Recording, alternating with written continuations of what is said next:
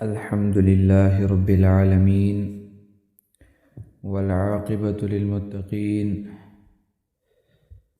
والصلاة والسلام على سيد الأنبياء والمرسلين وعلى آله وأصحابه أجمعين أما بعد أعوذ بالله من الشيطان الرجيم بسم الله الرحمن الرحيم وذروا ظاهر الإثم وباطنه وقال تعالى في مقام آخر يا أيها الناس إنما بغيكم على أنفسكم وقال تعالى في مقام آخر من يعمل سوءا يجزى به سبحان ربك رب العزة عما يصفون وسلام على المرسلين والحمد لله رب العالمين وذروا ظاهر الإثم وباطنه چھوڑ دو وہ گناہ جو تم ظاہر میں کرتے ہو یا پوشیدہ کرتے ہو۔ گناہ ہر اس عمل کو کہتے ہیں جو اللہ تعالیٰ کے حکموں اور نبی اکرم صلی اللہ علیہ وسلم کے طریقوں کے خلاف ہو، اسے گناہ کہتے ہیں۔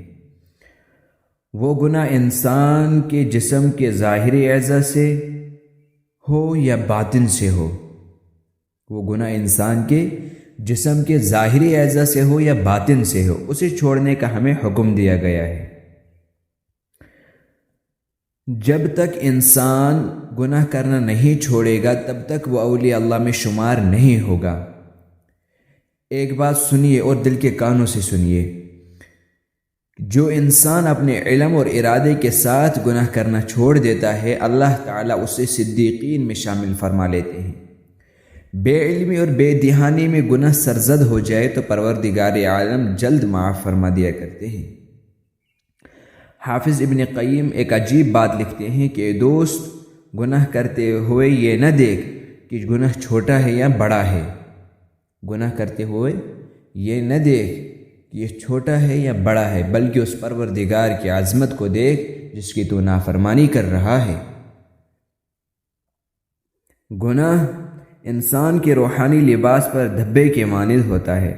جیسے انسان کو ظاہری لباس داغدار اچھا نہیں لگتا، اسی طرح اللہ تبارک و تعالیٰ کو روحانی لباس داغدار اچھا نہیں لگتا ہے۔ یاد رکھیے کہ گناہ کسی نہ کسی صورت میں انسان کے دل کو پریشان رکھتا ہے۔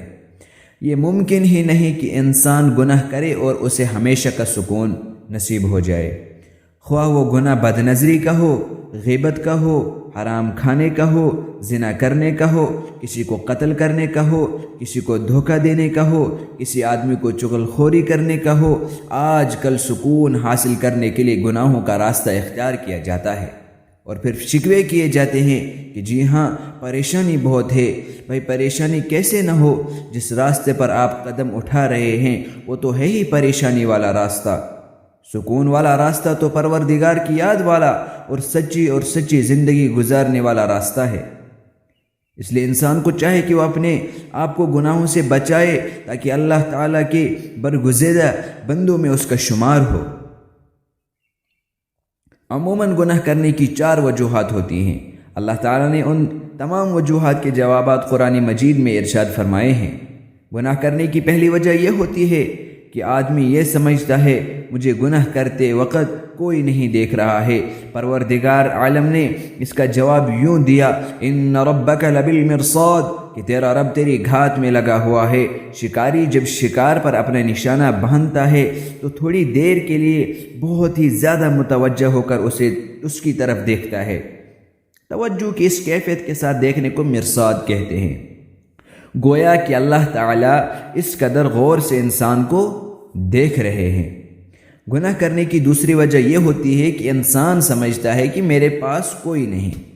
اس کے جواب میں فرمایا کہ جب تم 3 ہوتے ہو تو وہ چوتھا ہوتا ہے، وَهُوَ مَعَكُمْ أَيْنَمَا كُنْتُمْ، وہ تمہارے ساتھ ہوتا ہے تم جہاں کہیں بھی ہوتے ہو۔ گناہ کرنے کی تیسری وجہ یہ ہوتی ہے کہ آدمی کے دل میں یہ احساس ہوتا ہے کہ میری حرکتوں کو کسی کو پتہ نہیں چلا۔ جبکہ اللہ تعالیٰ فرماتے ہیں یعلم خائنۃ الاعین وما تخفی الصدور کہ وہ جانتا ہے تمہاری آنکھوں کی خیانت اور جو تمہارے دلوں میں چھپا ہوا ہے۔ گناہ کرنے کی چوتھی وجہ یہ ہوتی ہے کہ آدمی یہ کہتا ہے میں اگر یہ برائی کرتا بھی ہوں تو کوئی میرا کیا کر لے گا۔ جی ہاں، جب انسان باغی ہو جاتا ہے نا، جب گناہ پر جرأت بڑھ جائے وہ اسی طرح بیوقوفانہ باتیں کہہ دیتا ہے، جبکہ اللہ رب العزت اس کا بھی جواب دیتے ہیں۔ فرمایا ان اخذہ علیم شدید، اس پروردگار کی پکڑ بڑی دردناک اور بڑی شدید ہے۔ ولا یوثق وثاقہ احد، ایسے باندھے گا کہ تمہیں ایسا کوئی دوسرا نہیں باندھ سکتا۔ انی اعذبہ عذابا لا اعذبہ احدا من العالمین، میں پروردگار وہ عذاب دوں گا جو جہانوں میں کوئی دوسرا ایسا عذاب نہیں دے سکتا۔ گناہ کرنے کی ان وجوہات کے جوابات قرآن مجید میں دینے کی وجہ یہ تھی کہ انسان گناہوں سے بچ جائے اور اپنے پروردگار کا فرما بردار بندہ بن جائے۔